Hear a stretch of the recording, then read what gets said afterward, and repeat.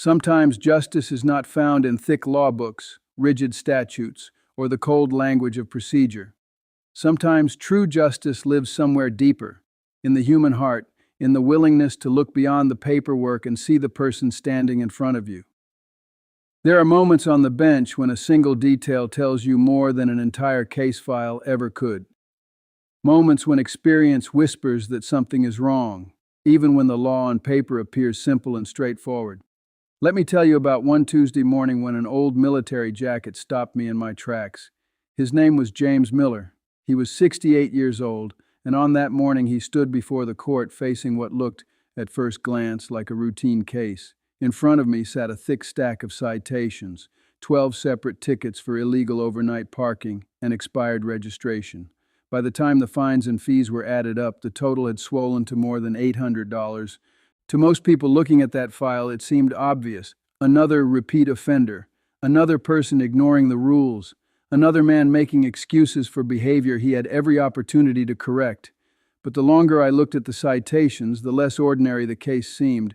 What caught my attention was not just the number of tickets, it was the pattern.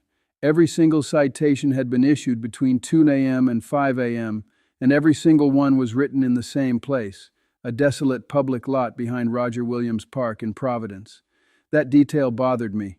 Why would a man nearly 70 years old be parking in the same empty lot in the middle of the night, in the dead of a Rhode Island winter? Why would he return there again and again?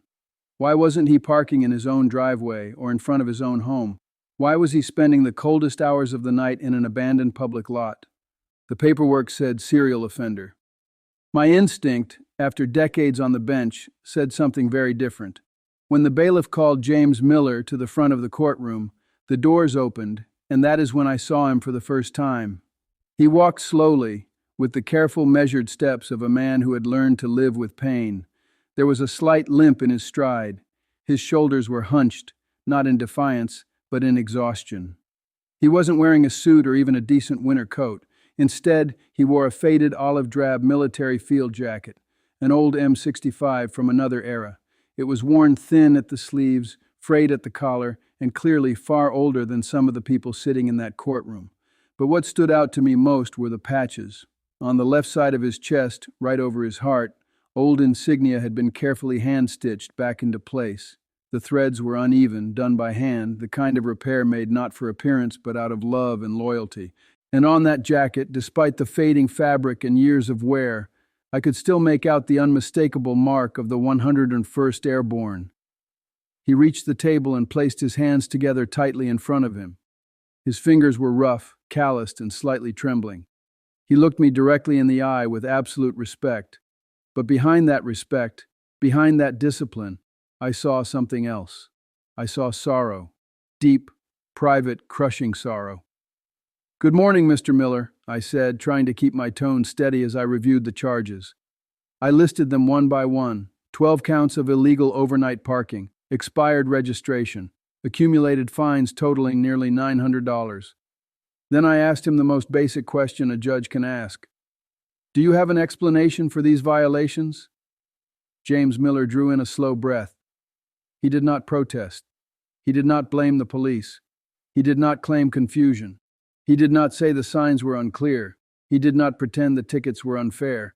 Instead, he simply nodded once and said in a low, steady voice, "Your Honor, I have no defense. I parked there, and I take full responsibility for my actions." It was the kind of answer that catches your attention not because of what it says, but because of what it doesn't say. There was no anger in it, no manipulation, no excuse, only resignation. It sounded like a soldier accepting discipline without complaint, but his eyes told another story. They were not the eyes of a careless man. They were not the eyes of a criminal. They were the eyes of a man trying desperately to hold on to the last fragments of his dignity. I looked down at the citations again, then back at the jacket. "Mr. Miller," I said, pausing as I gestured toward his chest, "I see you're wearing a military jacket. Did you serve?" Something changed in him immediately. His posture straightened, his shoulders lifted, and for the first time that morning a small flicker of pride crossed his face. "Yes, Your Honor," he said, his voice deeper now, stronger. "I served 20 years in the United States Army. I did tours in Vietnam and was stationed in Germany. I retired in 1995 as a master sergeant. Thank you for your service, I said. And in that moment, I could feel the entire courtroom wanting to say the same thing. But gratitude was not enough. I still had to get to the truth. So I leaned forward and asked the question that had been bothering me since I first read the file. Sergeant Miller, you served your country for 20 years. You understand discipline. You understand rules. Why did you violate parking laws 12 times in a row at 3 o'clock in the morning? I let the silence settle for a second before asking the question that really mattered. Why weren't you parking at your house? The question landed like a weight in the room. James Miller looked down at his hands. The pride that had briefly returned to his face disappeared. His shoulders sank again. He stood there in silence for so long that I thought perhaps he would refuse to answer. Then finally he looked up. His eyes were wet. His voice cracked. And he said words I will never forget. Your Honor, that car is my home. The silence that followed was unlike any silence I had ever heard in a courtroom. It was not the normal quiet of people waiting for the next sentence. It was not the silence of legal tension. It was the silence of shock. The bailiff stopped moving. The clerk froze. The people waiting for their own cases stopped whispering and stared. In one sentence, everything had changed. Those 12 citations no longer looked like routine parking violations. They looked like punishment for being poor. They looked like penalties for trying to survive. This man was not using a public lot for convenience. He was using it for shelter. He was not abandoning a car overnight. He was sleeping in it. And every time he tried to find a safe place to rest his head, the system responded by handing him another ticket. I lowered my voice. Mr. Miller, I said softly, you served this country for 20 years. You had a pension. You had a life. How does a master sergeant end up living in his car? He wiped his cheek with the back of one shaking hand and took a breath that sounded like it hurt. It wasn't gambling, Your Honor, he said quietly, and it wasn't drink. He paused and stared somewhere past me, somewhere into memory. It was Martha, my wife, 40 years. His lips trembled. She got sick 3 years ago, cancer, stage 4. The entire room seemed to lean in without moving. The insurance didn't cover everything, he continued. Not the experimental treatments, not the specialized hospice care, not the medication she needed near the end. I sold the house to pay for it. Then I sold the furniture, then the savings bonds, then everything else. He swallowed hard. I made her a promise, he said, his voice breaking now. I told her I wouldn't let her suffer. I told her I would make sure she was comfortable. And I kept that promise, Your Honor. I kept it right to the end. By now his composure was crumbling. But when she passed last winter, there was nothing left. No house, no savings, no future. Just an empty bank account and a broken heart. The courtroom was so still you could hear the hum of the fluorescent lights overhead. So I moved into the car, he said, almost matter-of-factly, as if there had been no other option. I asked him if he had tried a shelter. He nodded slowly. I did, but it's not safe for an old man like me. Too much noise, too much chaos. People steal from you while you sleep. I couldn't rest there. I couldn't keep Martha's things safe there. So I started parking near the maintenance shed behind the park. There's light there. It feels safer. I wasn't trying to cause trouble, Your Honor. I was just trying to sleep without fear. I sat back in my chair and felt something heavy settle in my chest. Here stood a man who had protected this country for 2 decades, and now he was being dragged into court because he had nowhere warm to lay his head. He had not wasted his life. He had not thrown it away. He had spent it taking care of others, first his country, then his wife, and now, in return, he was being fined for existing.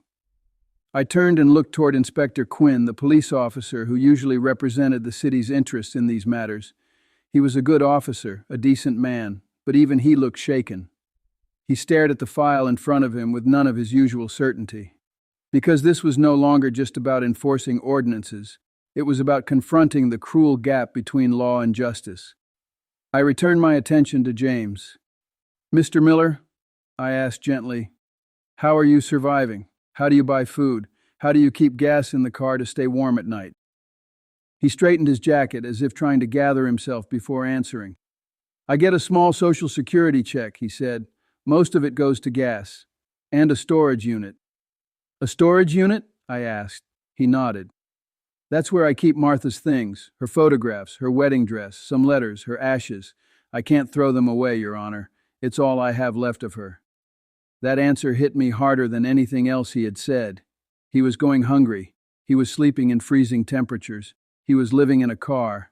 And yet he was still making room in his budget, if you could even call it that, to preserve the memory of the woman he loved. That was not weakness. That was devotion. Inspector Quinn slowly stood up from his place. Normally, that is the moment when the city argues for the fines to stand, but this day was not normal. He removed his hat and cleared his throat. Your Honor, he said, his voice thick with emotion, the police department has no interest in collecting a dime from this man. We did not know his circumstances. If the officers had known he was a veteran living in his car, I truly believe those tickets never would have been written. I nodded. I appreciate that, Inspector, I said, but dismissing the tickets is not enough. I looked back at James. If I wipe the slate clean right now, he still walks out of this courtroom and goes back to that parking lot tonight. He gets another ticket tomorrow, or worse, he freezes. We are treating the symptom, not the problem. That was the truth. I could dismiss the debt, but if I did only that, I would simply be sending a fragile man back into the same danger that brought him to court in the first place. I remember looking at him, really looking at him, and realizing that the robe on my shoulders did not matter in that moment. The title did not matter. The formal process did not matter. What mattered was that a human being was in need, and I knew with absolute certainty that James Miller was not sleeping in his car that night, not if I had anything to say about it. So I reached for the black telephone on my desk. I didn't care that court was technically in session. I didn't care that other cases were waiting. There are moments when the machinery of the system has to stop long enough for humanity to catch up. I dialed the direct line to the Director of Veterans Affairs for Rhode Island, a number I had kept for emergencies, though I had never used it quite like this before. The phone rang twice, then clicked onto speaker. Director, I said, my voice firm, I have a matter before me that cannot wait until tomorrow. I have a master sergeant standing in my courtroom who is sleeping in his car. The room held its breath. There was a pause on the line before the voice answered. Judge, we are at capacity. The winter shelters are full. Every available bed has been taken. I saw James lower his eyes at those words. I saw the resignation return to his face, the look of a man who has been disappointed so many times that he no longer expects rescue, even when someone is trying to help him. But I was not going to accept that answer. Director, I said, leaning closer to the phone, this man gave 20 years to this country. He sold his home to care for his dying wife. I am not asking for a favor. I am telling you that we need a bed. I paused, letting the silence do part of the work. If we do not help him, then who exactly are these systems built for? If we turn our backs on a man like this, then what are we doing? There was a long silence. And then the voice on the line changed. The bureaucratic caution disappeared. What came through instead was something human. You're right, Judge, the director said quietly. Bring him in. If I have to give him my own office couch or pay for a hotel myself, we will find a place for him tonight. I slowly set the receiver down. Then I looked at James Miller. Tears were now running freely down his face. They slid through the lines of age and grief and fell onto the front of that faded army jacket. He opened his mouth to speak, but no words came out. Emotion had closed his throat. You have a place to stay tonight, Mr. Miller, I told him. A warm bed, a hot meal, a shower, safety. The relief in his face was immediate, but incomplete, because even then I could tell his mind had not fully let go of the fear. There was still the money, the fines, the debt. Even with shelter, nearly $900 hanging over the head of a man with nothing might as well have been a life sentence. So I reached for a small wooden box I keep at the bench. The Philomena Fund, named in honor of my mother, used to help people who are genuinely trying to do the right thing but need a little mercy. I opened it, prepared to contribute. But before I could say another word, something extraordinary happened. Inspector Quinn stepped away from his podium, walked up to the bench, reached into his wallet, and pulled out a $20 bill. He placed it carefully in front of James. "Get yourself a hot breakfast, Sergeant," he said quietly. "You earned it." That single gesture changed the room. A young woman in the back row, there for a traffic matter of her own, stood up and walked forward. She placed a $10 bill on the bench and whispered, "Thank you for your service." Then a man in a business suit stepped up, then a college student, then an elderly woman, then a mother with a child in her arms. One by one, the people in that courtroom began forming a line. They were not walking forward to defend themselves. They were not arguing their cases. They were not asking for mercy. They were offering it.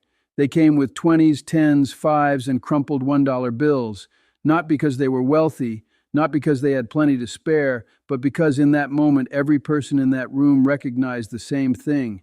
This man had carried more than his share. James stood there stunned, unable to move. He watched as the pile of cash grew in front of him on the bench. To anyone else it may have looked like scattered bills and loose change, but to him I think it looked like something much bigger. It looked like proof that he had not been forgotten.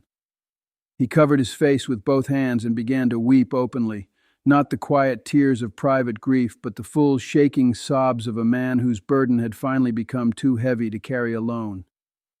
Even the bailiff, usually steady and stoic, had to turn away for a moment to wipe his eyes. When the line finally ended, the money was counted. It totaled more than $400.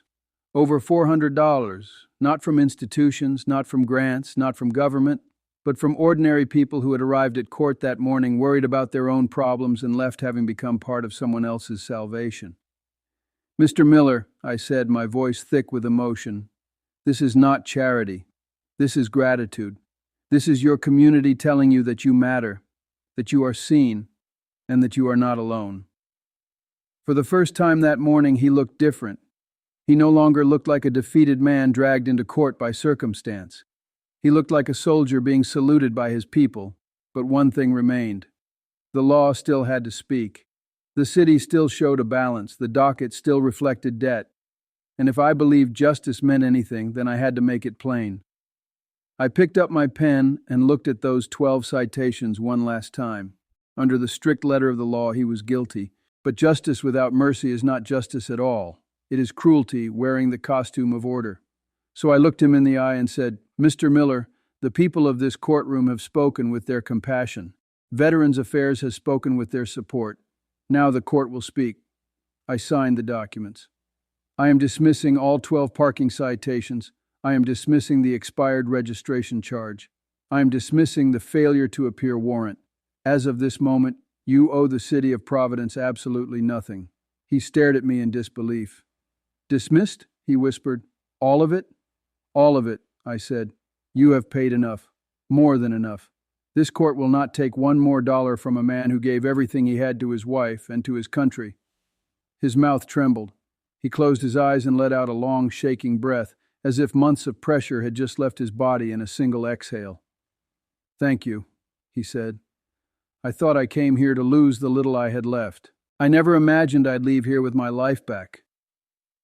I leaned back and felt something warmer than pride. It was peace. "Go get some rest, Sergeant," I told him gently. "You've been standing guard for a very long time." As he turned to leave, holding the money, the paperwork, and whatever hope he had managed to gather, something happened again that had not been planned. The courtroom stood and applauded, not politely, not formally. They applauded him like a hero coming home, and that might have been enough. But the story did not end there. 6 months passed. Court continued. Cases came and went. Excuses changed. Faces blurred. But I never forgot James Miller. I wondered about him often. I wondered whether the system had truly caught him before he fell all the way through, or whether that morning had been only a temporary reprieve in a harder story. Then one bright Tuesday morning, the bailiff slipped a note onto my bench. "There's a Sergeant Miller here to see you," he whispered, smiling. The doors opened. And the man who walked in looked like a different person. The limp was gone. The slump in his shoulders had disappeared. The sadness that had darkened his face was nowhere to be seen. He was dressed in a clean button-down shirt and slacks. He looked rested, grounded, rebuilt. He walked up to the bench not as a defendant, but as a man restored. "Good morning, Your Honor," he said. And this time his voice was strong. He told us what had happened after that day. The call to Veterans Affairs had not only secured him temporary shelter, it had accelerated everything. Within 2 weeks, he had been placed in a veterans' housing complex. For the first time in years, he had a front door he could lock, a kitchen of his own, a bed that belonged to him, and a safe place to keep Martha's ashes and the precious things he had held on to in that storage unit. For the first time in 3 years, he told the courtroom, smiling, I sleep indoors without fear. But the miracle did not stop with housing. James said he had started volunteering at a local shelter, the very kind of place he once feared.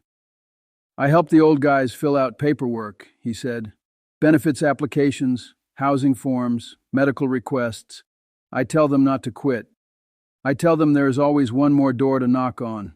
I tell them about the day a judge and a room full of strangers gave me a second chance.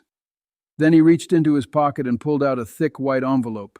He placed it gently on the bench, the same bench where 6 months earlier, strangers had piled up cash to help him survive. Your Honor, he said, his voice trembling again. People gave to me when I had nothing. They bought me food. They bought me gas. They reminded me I still mattered. I promised myself that if I ever got back on my feet, I would do the same for someone else. I looked at the envelope. Inside was money. Not a symbolic dollar, not a thank you card. Real money, savings he had managed to put aside. Mr. Miller, I said, nobody expects you to repay what was given. He shook his head. I know, he said. I'm not paying it back. I'm paying it forward. I want this to help the next veteran who comes through here with nowhere to go. That nearly broke me all over again. A man who had once slept in his car was now the first person volunteering to build a safety net for someone else. That is dignity restored. That is humanity returned with interest. I placed my hand over the envelope and said, then that is exactly what we will do. This will be the first donation to a special fund for veterans in crisis. What helped save you will now help save someone else. He nodded, and in that nod was a peace deeper than relief. He had not only regained his housing, he had regained his purpose. He had turned pain into service, loss into compassion, survival into leadership. He no longer stood before me as a man defined by tickets, debt, or homelessness. He stood there as Sergeant James Miller, a husband who had loved faithfully, a soldier who had served honorably, and a human being who, even after losing almost everything, still chose to give. That day reminded me of something I have never forgotten. Behind every fine, every violation, every docket number, and every broken rule, there is a human story. And if we are too busy enforcing the surface, we may miss the soul of the matter entirely.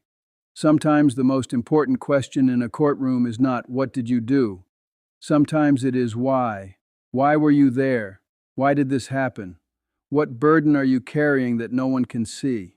Because every now and then, when you take the time to ask the right question, you discover that the person standing before you is not a nuisance, not a number, not a case file, but a hero in disguise waiting for one person to truly see him. I'm Frank Caprio, and I want you to remember this.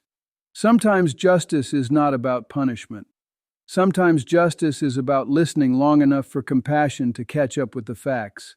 Sometimes all it takes to change a life is one moment of mercy, one act of courage, one room full of strangers willing to care. So before you judge too quickly, stop. Before you assume, ask. Before you dismiss someone, look again. Because you never know when the person the world has written off is carrying a story that deserves to be honored. And you never know when one small act of kindness might be the thing that brings someone all the way back home. Thank you for listening, and God bless.